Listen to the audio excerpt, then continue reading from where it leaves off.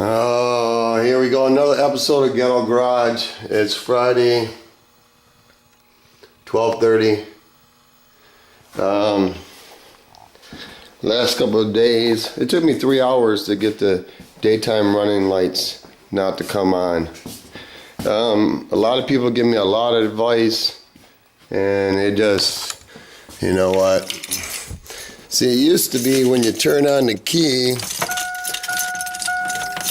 the daytime running lights would come on. Well, I don't like that. See, they're not on. But now I do it with the manual switch. See? Now they're on. Okay. It took me like 4 hours, man, messing around. People tell you to go in the fuse box and bend prong number, daytime running light fuse, bend prong number 28, 30, I don't know. Don't work on this truck. Okay. And see, the daytime running lights are only supposed to come on if it gets cloudy or getting dark. See right there? I looked in the manual, and there's supposed to be a little plastic bubble with a sensor. Well, some cock ring, before I bought the truck, they cut it out. I don't know. You know, some dick skinner. So I couldn't do it that way. So, people on the internet say that if you push the park brake down a little bit, the daytime running lights will shut off. That is true. But I had to push it down so far that up on the dash, the brake light would come on. So I went up underneath here and found that there's a wire. It's not a positive wire, but it's a ground wire. It's blue actually on this truck. And when you take it off and you ground it out, the daytime running lights do shut off. But the parking brake light would come on. So I didn't want that. So I ended up pulling the whole dash all apart.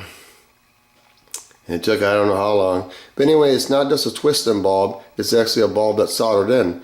So I had to snap that off and put it all back together. Okay.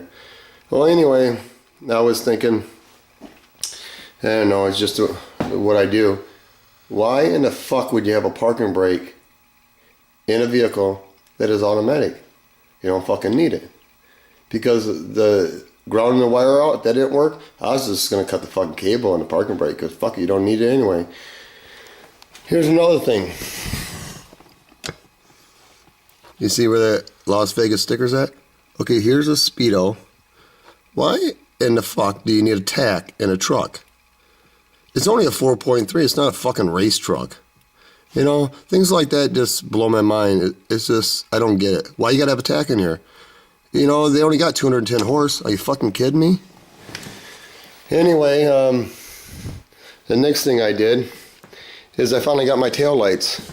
The dude must have shipped them on a slow boat from China because they finally got here after I don't know how many days. I've never seen them. They're actually a lime green, transparent. Well, this dude's name on eBay user's name is Joe Cool some whatever. Well, he's a liar like most people are. You see that red strip? He says that when you have the lights on, the red strip lights up. Really? Yeah, well, you know, people these days will just lie just to sell you something.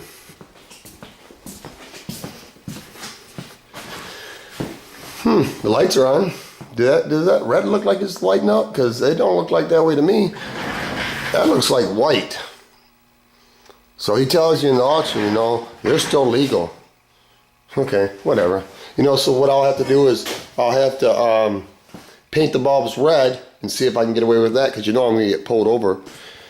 Well, look at the tolerance. The quality control is not there. This won't even lock in.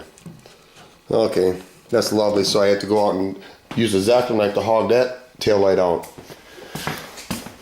Anyway, this is the brand. Matrix. GM Motorsports. Well, lo and behold, on the box, it says, disclaimer, the lamp set is intended for off-road and show purpose only. It is not intended to be used as a regular driving condition. Okay, Joe Blow is supposed to be Joe Cool. Yeah, he lies. But anyway, everybody lies usually. I don't know why. Just my little rant. I did get the Grand Prix seat in. And I modified the S10 track to put on there, but it looks like it's on a Detroit lean. And you see those little buttons? They're not used because it's not power no more. So after I got it all together, I'm thinking, what the heck, man? It's going to be leaning back too far. But actually, it's pretty comfortable. Basically, what I had to do is take the track off, and I had to weld brackets 2" by 2" underneath on each side. And actually, the distance from that bolt to that bolt is 13 3/8. And then I had to measure up. I don't know how far I measured up, and I had to drill a hole 5/8 higher anyway to mount the seats. Well, everything's on, okay. There we go. What else I got to talk about? I went up on this dude, sold me this for 20 bucks. I'm fucking all over this deal. See, it's just a hose reel. You go on the internet, eBay,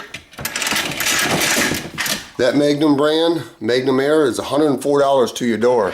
I bought it for 20 bucks. What a screaming deal. Here, I'll educate you guys. You see this T? That's a piece of water pipe.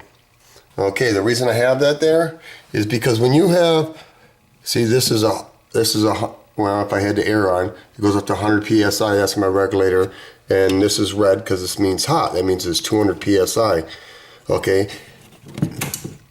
When you have air on it, and you try to shove this in here, with that T, it helps you shove it in there. Otherwise, when you have the air on, what you have is these barbs, and you try to push them in, they cut your hand. So what I do is, I've done it before, is you'll push on the hose trying to shove it in there at 200 PSI, and eventually it'll snap the hose. Well, I've had this hose, when I was switching lines when I was painting, I had this hose break off at 200 PSI going, shh. Yeah, that was lovely. So anyway, that's why I put that in there. You see that? That's a Binks water filter. You see, I changed it. I changed it on 3110. Changed the filter. Because I talked to a few painters in the area and do what I do. They always have water in their lines, and they figure how, you know, why do they have water in lines? Get a filter. Get a drain off. You know? A compressor, it's just an air pump.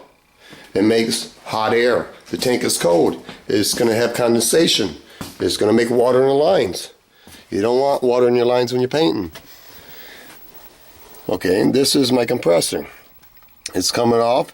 You got a filter in, comes down. There's a cockpit or a drain off. Let me turn the light on. There. There's a drain off there. Then it gets filtered back up and goes out. Well, if you don't want no water in your lines, drain them. And underneath this tank, there's a cockpit there that drains it out. It goes outside, so I blow the water outside. You know, that's a no-brainer, but maybe some people don't think about that. I don't know. Anyway, I'm making a prediction that this truck is going to be done by February 1st. I'm really getting tired of this truck. I've been working on it too long, and it's got to get done. Basically, all I have to do is glue those down.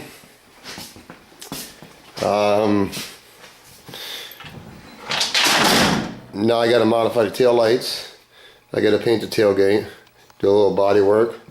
I got to paint that. Got to paint that. I got to run the signal wires, hook up my RCA lines, and then I'm gonna make like one of them baskets they make. I've seen guys buy them. They're like 100, 200 bucks. It's like a basket where you can haul stuff in the back. I'm just gonna make my own. It'll slide right in that receiver so I can haul luggage or something with it when I go to Southwest Rod and Custom. And basically, I'm gonna put right here. I'm gonna put a cigarette lighter, but then I'm gonna run the wire down underneath into the bed, and it'll come out here because I want to bring a cooler with me, so I don't have to stop along the highway and spend $1.50 for a pop every time I get thirsty. This way I can buy pop at Myers for like $4, which is only 33 cents a can, and I can keep it cold in a cooler, run down the highway. Plus I have my suitcases and my sandblaster, so I can do some etching for Pete when I get down there. I don't know, I'm officially burnt out on this truck. I've never worked on a project this long. Here's some 10-inch subs that are gonna go behind the seat. And then, you know, I got my 312s in a box in the back, which I'm sure you guys seen it. What else I gotta do to this truck? I gotta put black silicone around that, just around the edge. 100% silicone, just so it won't leak. I think I'm pretty much wrapping it up unless something turd bombs on it, which I hope it don't, because I really want to work on other things. I'm really getting tired of this truck. I don't know, I really don't think I have much to say.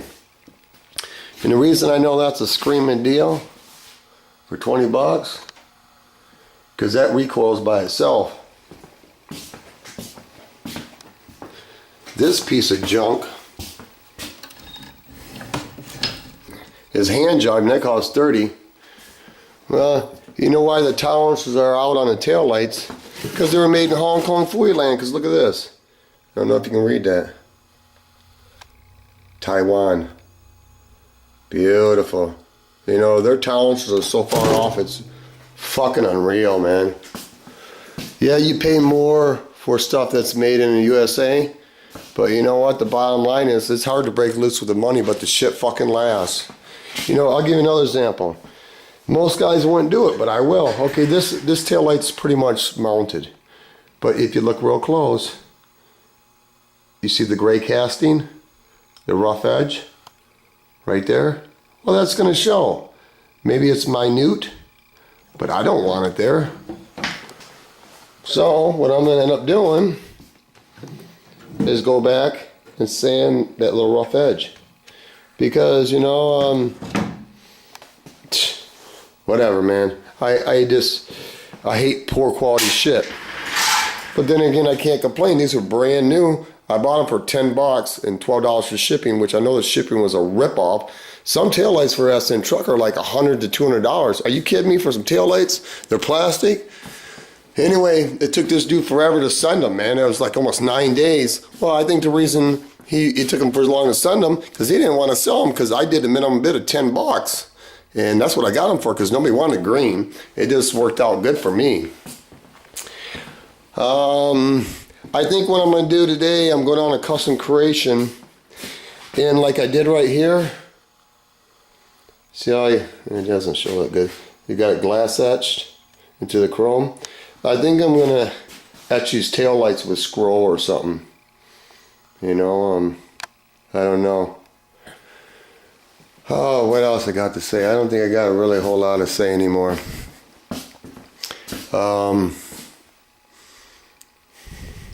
You know, somebody left a comment and said that I thought me and Pete were buddies. We are buddies, because he's questioned how I talk to Pete. You know what? You don't know me and Pete's relationship. You know why I like Pete? Because Pete is real. Pete says what the fuck he wants to say to who he wants to say it to, when he wants to say it to. So do I. Me and Pete talk to each other like the way it should be. We don't lie to each other. We don't bullshit. We don't candy coat. We don't do none of that shit. We tell it like it is. And each other's feelings don't get hurt. You know, people lie these days because they don't want to hurt somebody's feelings. I would rather have somebody tell me the fucking truth than bullshit me, candy coat it, fucking water it down. Because, you know, if somebody shoves something down your throat, you can always spit it up or regurgitate it. That's just my rant today. What I always say, people, peace. Piece of property, piece of mind, piece of pussy, piece of something, motherfucker. Sayonara.